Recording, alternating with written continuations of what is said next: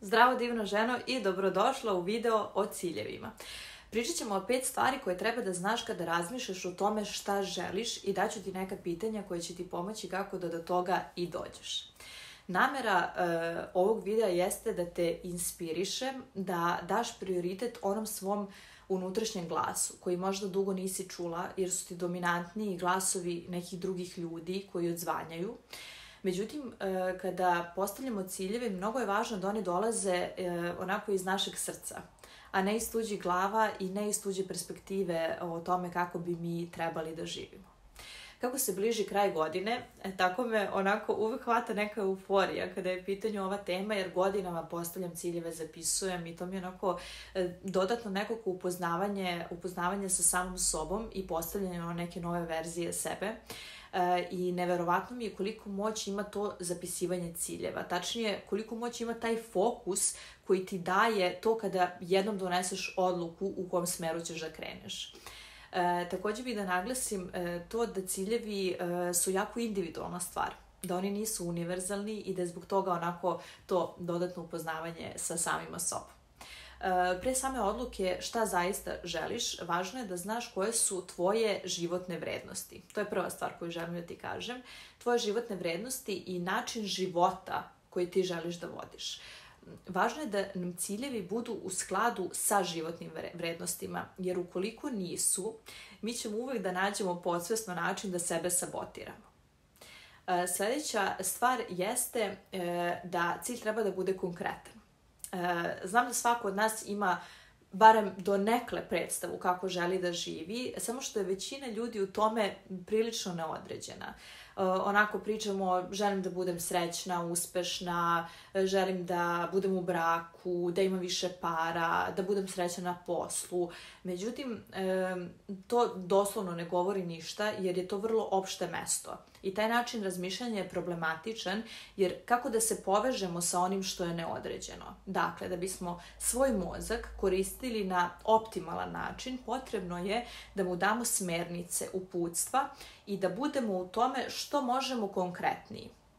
Zato što smo mi konkretniji, to je naš mozak sposobniji da prepoznaje u realnom svetu mogućnosti koje nas vode ka tome gde smo krenuli.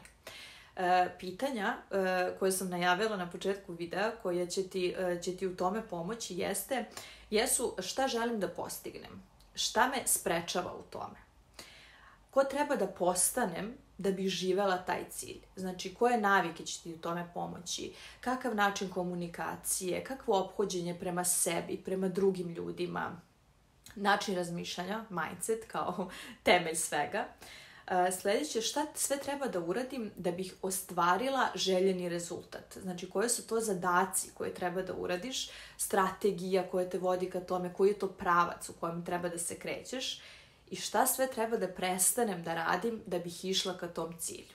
Ovo je vrlo važna tema za koju ću možda snimiti i zaseban video, jer je mnogo važno da sa čim sve treba da prestanemo da radimo i sa kojim zapravo načinom razmišljanja treba onako da raskinemo da bismo išli ka nečemu drugom. Sljedeće što je važno je tvoja definicija. Znači, ja verujem u to da svako od nas treba da ima svoju definiciju za sve aspekte u životu, jer uspeh, na primjer, neće isto značiti za tebe i za mene. A mi ostajemo motivisani samo kada imamo onu jasnu viziju i sliku cilja i kada smo povezani sa tim. Daću ti jedan svoj primer dijaloga koji sam vodila sa sobom, baš kada je u pitanju ova tema uspeha. Kada sam rekla sebi, ok, želim da budem uspešna. Dobro, šta to za tebe znači? Pa želim da budem vremenski i finansijski nezavisna, želim da promenim posao, ne želim više da radim u produkciji, želim da radim ono što za mene ima smisla i što znam da može da ima smisla i za druge. Dobro, šta prvo treba da uradiš da bi išla ka tome? Šta osjećaš da je prvi korak? Znam da je to da pohađam edukacije za coaching psihologiju, da se edukujem ozbiljno u tom smislu, da imam praksu i da budem što bolji coach za svoje klijente, da pravim štek koji će mi omogućiti da dam otkaz i da se posvetim online poslu, da pokrenem blog, da pokrenem YouTube kanal, da dajem, da kažem, besplatnu vrednost također ženama koje žele da rade na sebi, jer to je moja ciljna grupa. dobro, koji je vremenski rok, kada ćeš dati otkaz, kada ćeš završiti tu potrebnu edukaciju i kada ćeš krenuti sa svim tim. I ja sam tada rekla april sledeće godine. To je bio jedan od razgovora koji sam imala sa sobom, znači godinu dana pre nego što će se sve to desiti. I od tad je usledilo zaista više edukacija koje sam prošla, stvari koje sam posložila pre nego što sam dala otkaz, preselila se u drugu državu i sve ostalo.